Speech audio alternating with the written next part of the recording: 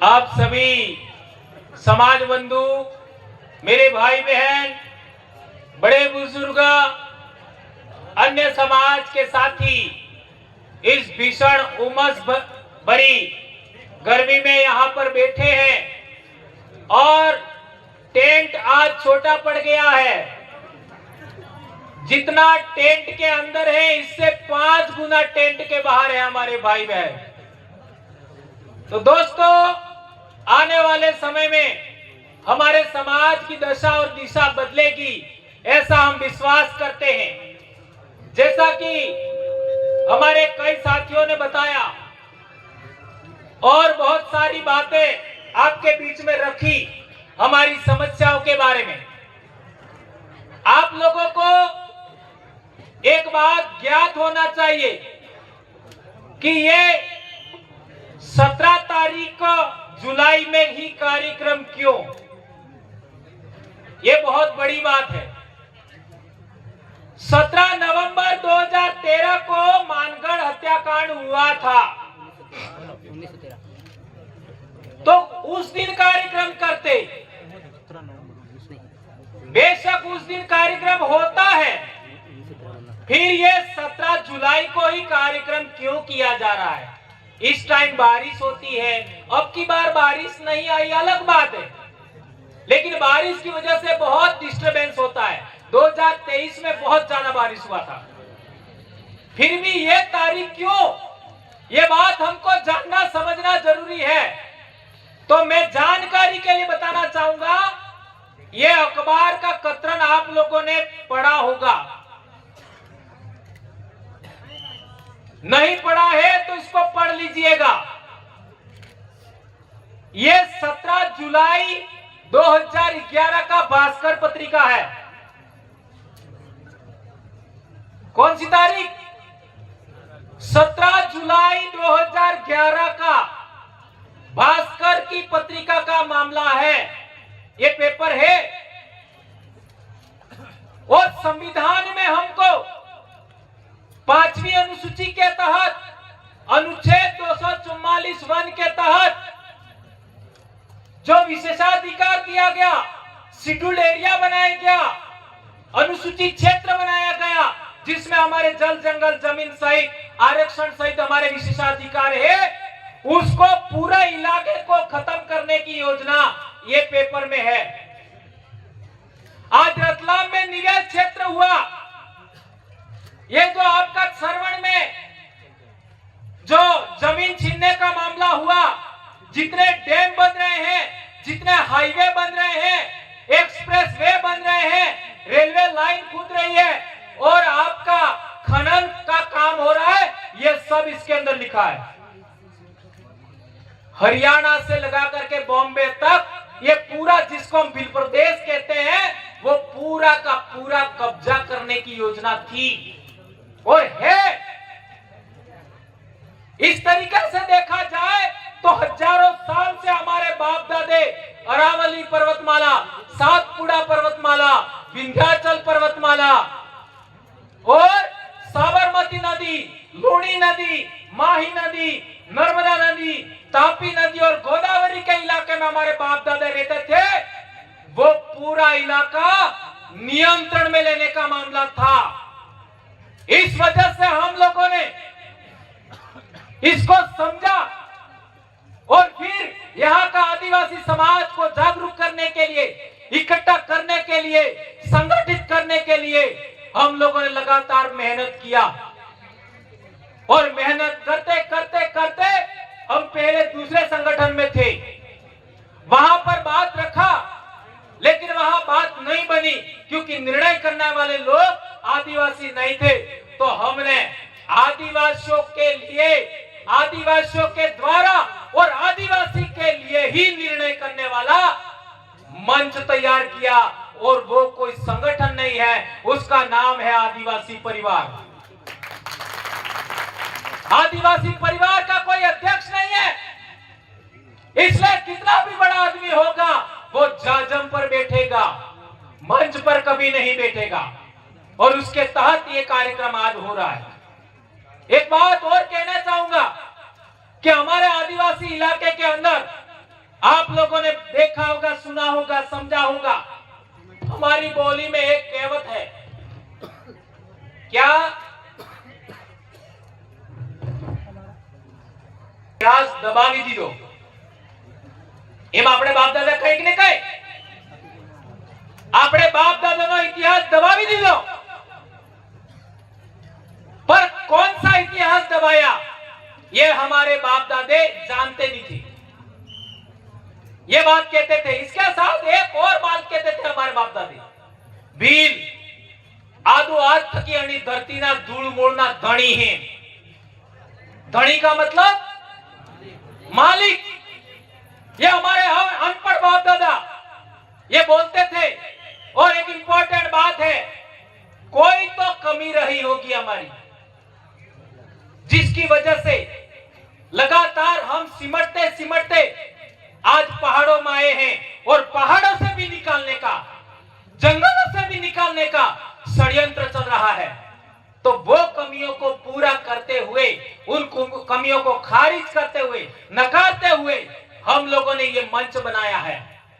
इसलिए यदि आप आदिवासी परिवार की व्यवस्था को मानते हो तो मानगढ़ आइए। ये बात ध्यान रखिए, इस कार्यक्रम की बात कर रहा हूं। आदिवासी परिवार के अनुशासन को मानते हो तो मानगढ़ पर इस दिन आइए, बाकी आप रोज आइए, कोई दिक्कत नहीं। हम लोग आने वाली पीढ़ी को बचाना चाहते हैं। आज देख लीजिए, जुलाई, अगस्त, सितंबर, अक्टूबर, ये 4 महीना सबसे ज्यादा हमारे बच्चे स्कूल में आते हैं। जितने भी शिक्षक साथी हैं, जितने भी भाई स्कूल के बारे में जानते हैं, क्या ये बात सही है कि गलत है? जुलाई, अगस्त, सितंबर, अक्टूबर, यही 4 महीने हैं जिसमें सबसे ज्यादा हमारे बच्चे स्कूल में आते हैं। और इसी टाइम सबसे ज्यादा व्रत उपवास है, सबसे ज्यादा। और एक तो पूरा महीना सावन का। अरे पागलो, मेंढक से समझिए, मेंढक सर्दी में जमीन के अंदर रहता है, मेंढक गर्मी में जमीन के अंदर रहता है। वो पहली बारिश के साथ जमीन के बाहर आता है। और जब तक बारिश होती है तब तक मेंढक खाता रहता है, खाता रहता है, खाता रहता है और अपने शरीर में चर्बी इकट्ठा करता है। और जैसे ही बारिश खत्म हुआ वो वापस जमीन में चला जाता है और जिंदा रहता है। और तुम लोग जैसे ही बारिश शुरू होती है भूखे रहना शुरू करते हो, व्रत करते हो, उपवास करते हो। अरे सभी जीवों को, एक कीड़े को भी, एक तितली को भी बारिश में सबसे अच्छा भोजन मिलता है। छोटे से छोटे जीव को बारिश के सीजन में सबसे अच्छा भोजन मिलता है। और जब सबसे अच्छा भोजन मिलता है तब तुम भूखे रहते हो। यह तुम्हारे दिमाग में यह बीमारी किसने घुसेड़ी? इसलिए मानकर आते हो, आदिवासी परिवार की व्यवस्था को मानते हो, आदिवासी परिवार के अनुशासन को मानते हो, तो पहला काम करिए, दिन को दारू कभी नहीं पिएंगे। क्या ये बात मानोगे? अरे मार कालजा नो खून तमार में है तो मानोगा। भीलो नो खून तमार में है तो मानोगा। ने बेरड़ जो बीज में तो ने मानोगा। हाथ ऊंचा करके बताइए, दिन को दारू पियोगे कि नहीं पियोगे? आज के बाद कभी नहीं पियोगे दिन को दारू।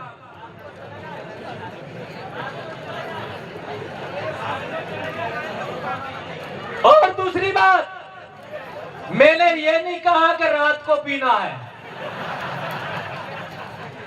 संत गोविंद गुरु महाराज को मानते हो तो पीना ही नहीं है। અરે આપણે બાપ દાદાને ભાવ આલવાનો મામલો તો તમે કપ બે કપ લઈ લો. ભાવ સડાવવાનો મામલો તો पहला काम. दूसरा काम, हमारे बच्चे 8वीं क्लास में आते हैं तो थोड़ा सा कपड़ा उल्टा सीधा पहनते हैं, बाल उल्टा सीधा काटते हैं और इधर उधर देखते हैं, बदमाशी करते हैं. बात राइट है कि गलत है? यह हमारे सबके बच्चे करते हैं.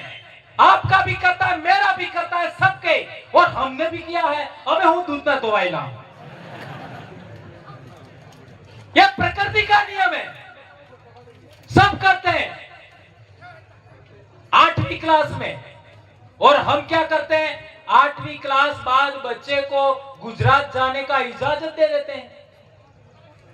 गुजरात यानी शहर में काम करने की इजाजत देते हैं. ये बात राइट है कि गलत है? और जो बच्चा अहमदाबाद जाएगा, गुजरात में जाएगा, वो सबसे पहले फोन लाएगा. बात राइट है कि गलत है? और पसे 9वीं में फिर जाएगा और आई बाप ने थोड़ा परेशान करेगा और थोड़ा ही लावेगा, थोड़ा माँ बाप तक ही लेगा, पसे 9वीं में गाड़ी लावेगा. और जिस बच्चे को तुमने 8वीं में मोबाइल दे दिया, जिस बच्चे को 9वीं में तुमने गाड़ी दे दिया, वो 10वीं में लाड़ी जरूर लाएगा. फिर क्या होगा? उम्र कम होने की वजह से पॉक्सो में जेल जाएगा. कितने बच्चे, नौजवान बच्चे जिनको कुछ भी पता नहीं है, आज हमारे समाज के बच्चे जेल में हैं. और बच गया तो 11वीं में नहीं बचेगा, 11वीं में जाएगा, हर हाल में बदमाशी करेगा. इसलिए मेरा दूसरा आपसे अनुरोध है कि 8वीं से 12वीं तक आप अपने बच्चों को फोन नहीं देंगे. ये सबसे कठिन टास्क है. तमार में पीलनो बीज है तो आ बात करोगा. कौन कौन मानेगा बताओ? यस, हाथ ऊंचा करो बेबे. यदि तुम्हारी नस्ल बचाना चाहते हो, तुम्हारे बाप दादाओं का एरिया बचाना चाहते हो, तुम्हारी संस्कृति बचाना चाहते हो, तो 8वीं से 12वीं तक बच्चों को फोन लाके नहीं दोगे. 8वीं से 12वीं तक बच्चे को मोटरसाइकिल नहीं दोगे. ये काम आप करोगे. एक और अंतिम बात देखा है कि हमारे बच्चे सोमवार को स्कूल जाने के बजाय व्रत करते हुए मिलते हैं. पढ़ाई से ही उन्नति होगी, व्रत से नहीं होगी. ये हमारे खुद के बच्चे हमने पैदा किए हैं तो उनको समझाना है. एक और बात, हमारे समाज में ट्रेडिशनल नॉलेज बहुत ज्यादा है, जिसको कहते हैं परंपरागत ज्ञान. आ महीनो आषाढ़ महीना में हमारे प्रकृति पूजा के 2-3 आपका त्योहार है. एक तो होता है आषाढ़ी 20, ध्यान रखो. एक आषाढ़ी पासेम, एक आषाढ़ी 11 और एक आषाढ़ी पोनेम. कटला सजा 20 पासेम 11 ने पोनेम. या शारदाड़ा. मध्य प्रदेश में क्या क्या होता है पता लगाओ, गुजरात में क्या क्या होता है पता लगाओ, राजस्थान में क्या क्या होता है पता लगाओ. इसका क्या महत्व है ये पता लगाइए. महाराष्ट्र में भी. और एक बात, हमारा जो आषाढ़ का महीना है वो मकाई के नाम, जंगल की वनस्पति के नाम समर्पित है. सावन का महीना हमारे समाज की परंपरा अनुसार हमारे ट्रेडिशनल नॉलेज के अनुसार सावन का महीना है वो सोकने नाम, हाड़ने नाम, धान्य नाम और आपका पहली उपज के नाम होता है। और भादरवा का जो महीना होता है वो धान की आपका पहली आवक के नाम होता है। और आश्विन महीना होता है वो हमारे समाज की मान्यता अनुसार नव सृजन करने वाली शक्ति की उपासना का होता है। और कार्तिक महीना होता है नई उपज भंडारण का होता है। इसलिए मैंने कहा कि जुलाई से अक्टूबर के महीने को आप लोग अच्छे तरीके समझेंगे, ऐसा मैं मानता हूं। ये जो सफेद पगड़ी है इसका क्या महत्व है? आप लोगों ने देखा होगा अलीराजपुर और मध्य प्रदेश में, बहुत गंभीर बात बता रहा हूं, याद रखो। झाबुआ, अलीराजपुर और दाहोद के इलाके में आपने देखा होगा कि हमारे शरीर पर कपड़ा कम होता है, यहां तक कि लंगोट होता है, लेकिन भील के सिर पर पगड़ी जरूर होती है। सही है गलत है? ये हो सके। और वो पगड़ी का रंग कैसा होता है? सफेद। ये ध्यान रखो, शरीर पर कपड़ा कम है, इसके बावजूद भी पगड़ी जरूर होगा और सफेद होगा। यदि किसी भील ने अपनी पगड़ी उतार करके किसी को पगड़ी दे दी तो क्या महत्व होता है? उसके सर पर रख दी तो कितना महत्व है उसका? उतर रहे हैं, स्पीच चल रही है दादा की। और किसी लड़ाई हो रही है और किसी भील ने पगड़ी उतार करके बीच में डाल दी तो क्या होगा? कितना भी बड़ी लड़ाई होगा रुक जाएगी। यह है पगड़ी का महत्व। हेलो। और एक गंभीर बात, अलीराजपुर, झाबुआ, आपका दाहोद की बात बताता हूं। यहां के भील जिस तरीके की धोती पहनते हैं वो धोती का रंग कैसा होता है? सफेद। और जिस तरीके धोती लपेट के पहनते हैं ऐसी धोती केरला, तमिलनाडु, कर्नाटक, आंध्र प्रदेश, तेलंगाना में भी पहनते हैं। अरे हाँ। सही है गलत है? और एक बड़ी बात, हेलो। भील कुंवारी लड़कियां अरे निकल आ रहा हूँ। मोटचाड़ी जीवी रीति कपड़े पहने, घाघरा चुन्नी, ऐसा ही साउथ इंडिया की हीरोइने पहनती है, उसका क्या कनेक्शन है? साउथ इंडिया की पिक्चर किस किसने देखी? सबने देखी। तो वहां की हीरोइन जिस तरीके से घाघरा चुन्नी पहनती है ऐसा ही भील लड़कियां भी पहनती है। ये बात राइट है कि गलत है? सही है? इसका मतलब यह हुआ भीली संस्कृति भारत की मूल राष्ट्रीय संस्कृति है। समझ में आया? राष्ट्रीय संस्कृति है। यहां का पहनावा, भीलों का, आदमियों का पहनावा साउथ इंडिया तक चल रहा है। भीलों की लड़कियों का पहनावा साउथ इंडिया तक चल रहा है। और बड़ी बात, हमारी मां को हमारी बोली में क्या बोलते हैं? आई। ये आई अजमेर से कर्नाटक तक चलता है। और हमारी जो कुल देवी होती है उसको भी मताई कहते हैं। मताई, आई, ये महत्व होता है। एक और बड़ी बात है हमारी बोली का बात। हमारी बोली के बहुत सारे शब्द, अपने बारिश के अंदर छोटा सा खेत होता है जिसमें अपन धान का रोपड़ी रोपते हैं, इन्हें अपने हो कहीं छोटा सा डाबरी, ये डाबरी उड़ीसा तक बोलते हैं। इससे पता लगाइए उड़ीसा तक।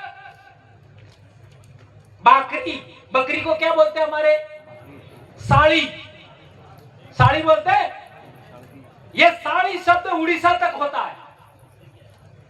इसलिए कहता हूं भीली संस्कृति और भीली बोली राष्ट्रीय है, राष्ट्रीय स्तर पर है। और एक इंपॉर्टेंट बात, पूर्वज पूजा। हम बाबा डोकरा की पूजा करते हैं, बाबा देव की पूजा करते हैं। जरा मैसूर के इलाके में तो जाओ, कर्नाटक में मैसूर शहर के अंदर हमारी यही पूजा पद्धति बाबा देव वाली, सीरा बावसी वाली, दाहोद का इलाके में सीरा बावसी बहुत ज्यादा है, हमारे चिकली गलियाकोट में भी है, हमारे इलाके में भी है, ये आपका मैसूर शहर में भी मिलेगा। ये बहुत बड़ी बात आप लोगों को ध्यान रखना होगा। एक और बड़ी बात, हमारा परंपरागत ज्ञान की बात, हम लोग कहते हैं कि हम प्रकृति को मानने वाले लोग हैं, तो आदिवासी हर एक काम इस सर्कल में करता है, प्रकृति चक्र में। सही है गलत है? सही है। हर एक काम अणे फेरे ने बीजा कणे फेरे करे। हेलो अणे फेरे हेलो बीज अणे फेरे फरे बस ये ने बीजा अणे फेरे फरे। उतर रहे हैं। ते पेला ने तमे एक की भी रीतियो बताओ। 20 मिनट बळद जानो बळद ओळे आका बळद उतर जाएंगे, उतरने में टाइम अणा बळद ने एम फेरा फेरवो ते फरेगा ने एम फेरा फरवो ते नहीं भरे, भरे, फरेगा। नहीं भरेगा। दिग्विजय सिंह जी फरेगा नहीं फरेगा। बळद अणेस फेरे फरे, बळद अणे फेरे ने फरे ते तमने कणे बळद बनाप जाओ है? अरे हमारी आरती भी इस सर्कल में होती है, हमारे मंदिर देवरा पर परिक्रमा भी ऐसे ही होती है। ये प्रकृति चक्र का महत्व समझिए। दूसरी बात है परंपरागत ज्ञान का, वो है निरंतर सुधार की प्रक्रिया। ये बहुत गंभीर बात है, बहुत बड़ी बात है। आप लोगों ने देखा होगा सभी धर्मों के अंदर, सभी धर्मों में जो अपने विचार को नहीं मानता है, अपनी बात नहीं मानता है, उसे मार देने का प्रावधान है। चाहे वो कोई भी धर्म हो, जो अपनी बात नहीं मानता है उसको मार देने का प्रावधान है। लेकिन भीली संस्कृति में मारने का प्रावधान नहीं है। भीली संस्कृति में सुधार की बात है, हम सुधार की अपेक्षा करते हैं। इसका एक उदाहरण देना चाहूंगा। हमारे कुंभलगढ़ और चित्तौड़गढ़ पर राज करने वाले महाराणा कुंभा, महाराणा प्रताप का तो बात आप जानते ही हो, महाराणा कुंभा की बात करता हूं। महाराणा कुंभा के पूर्वज पिताजी को मोकल राणा, उनको उनके ही परिवार के आस पड़ोस के लोगों ने मार दिया। और वो जो लोग थे मारने वाले, वो चले गए मालवा, और मालवा से वापस आपका मेवाड़ में आए तत्कालीन रियासत में, तो मोकल ने जिस आदिवासी को मारा था उसी आदिवासी के इलाके में जाकर रहे। क्यों?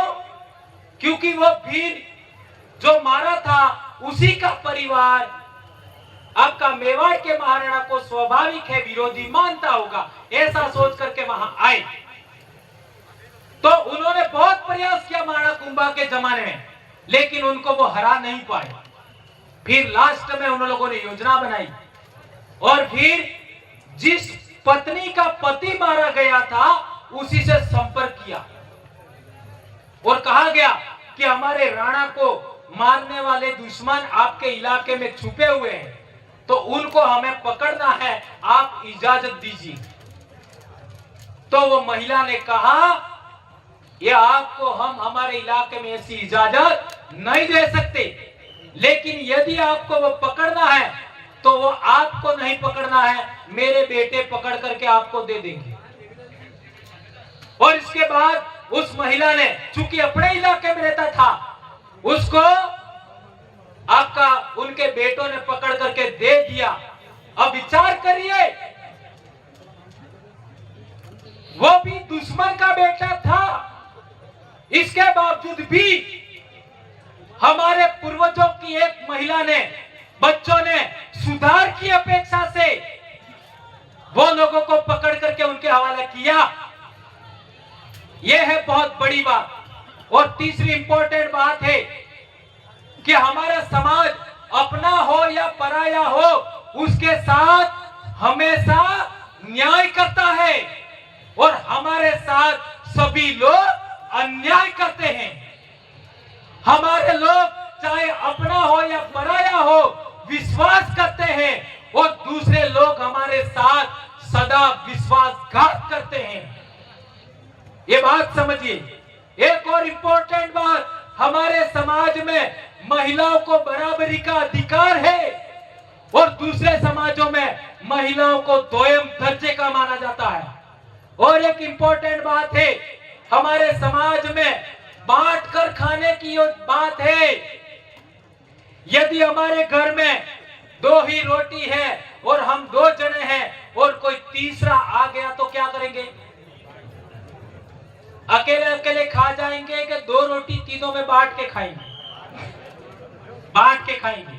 और एक बड़ी बात, यदि गाड़ी में आप बैठे हैं, बस में, आपके साथ रोटी है, बिस्किट है, समोसा है, कचौरी है, या फिर आप रेल में बैठे हैं, तो आपके पड़ोसी में जो बैठा है उसके पास रोटी नहीं है, समोसा नहीं है, कचौरी नहीं है, क्या आप खा सकते हो?